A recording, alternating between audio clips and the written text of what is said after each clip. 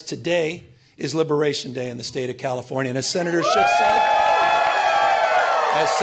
said, Donald Trump, you have poked the bear, and we will punch back. We're here because Donald Trump, on January 6th, tried to light democracy on fire, tried to wreck this country, tried to steal an election, as Alex just said, by trying to dial in for 11, almost 12,000 votes. And here we are, an open in plain sight before one vote is cast in the 2026 midterm election.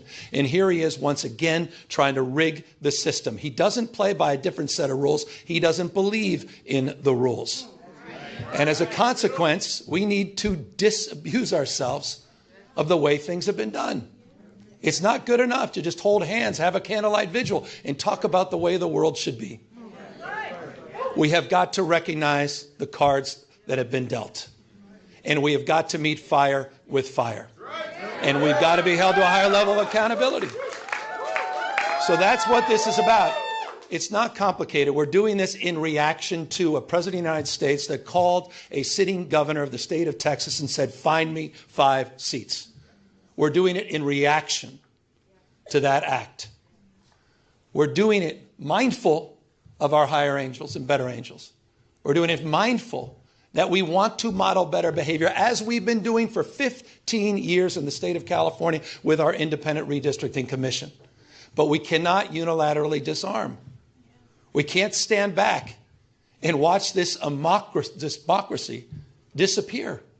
We can't stand back and watch this democracy disappear district by district all across this country, not just in Texas, but in Missouri, where J.D. Vance went just a week ago, in Indiana, in places like Ohio, in places like Florida. We need to stand up, not just California. Other blue states need to stand up. We need to be firm in our resolve. We need to put back. So we're here in that light. And I'm grateful to have remarkable partners in the legislature. It's a tall task. We're asking them for 2/3 of a legislative consent. But this is the difference. This is the difference between what's happening in Texas and what's happening here in California. We didn't receive a phone call from the President of the United States to then quietly go in the back room and start drawing maps and legislatively try to jam them through against the consent of the people. We're doing precisely the opposite. We're working through a very transparent, temporary, and public process. We're putting the maps on the ballot, and we're giving the power to the people. This will be the first redistricting that's ever done that. That's the difference. We tried to raise the standards, and these guys are not playing by any set of rules.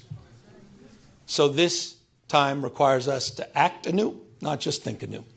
And so I'm grateful to all of the remarkable leaders that have stepped up, this unifying effort here in the state of California. And we'll be asking for the people on November 4th, a special election, coinciding with a lot of local municipal elections, to provide a temporary pathway for congressional maps.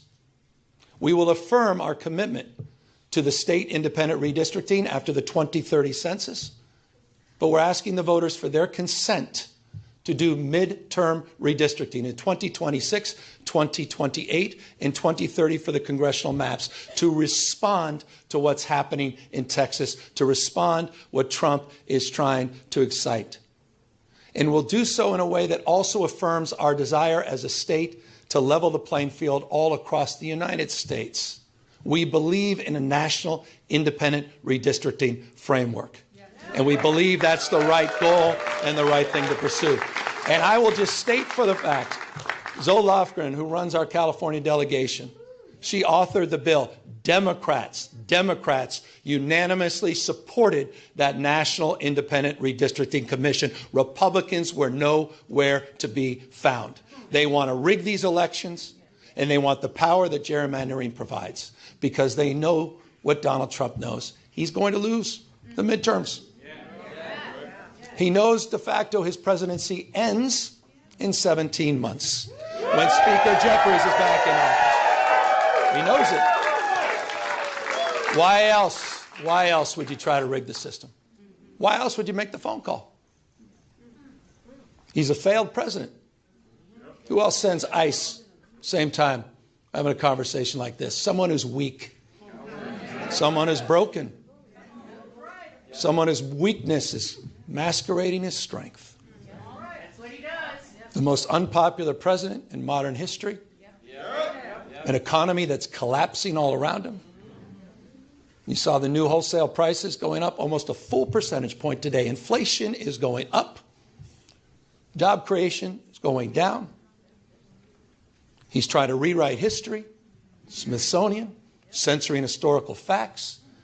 And in the spirit of what Adam Schiff said, he's trying to put America in reverse on voting rights, civil rights, LGBTQ rights, on women's rights. He wants to bring us back to a pre-1960s world. That's what this is all about. It's about power. And I want to end on this. And we are about to give power back to the people.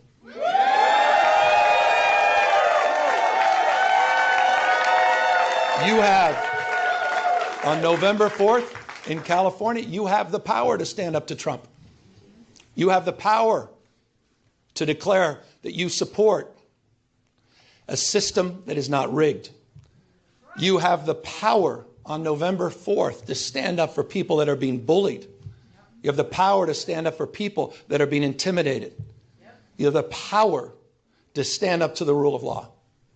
We're giving the people of this state the power to save democracy, not just in California, but all across the United States of America.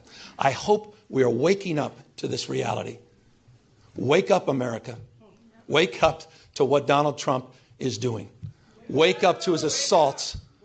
Wake up to the assault on institutions and knowledge and history. Wake up to his war on science and public health.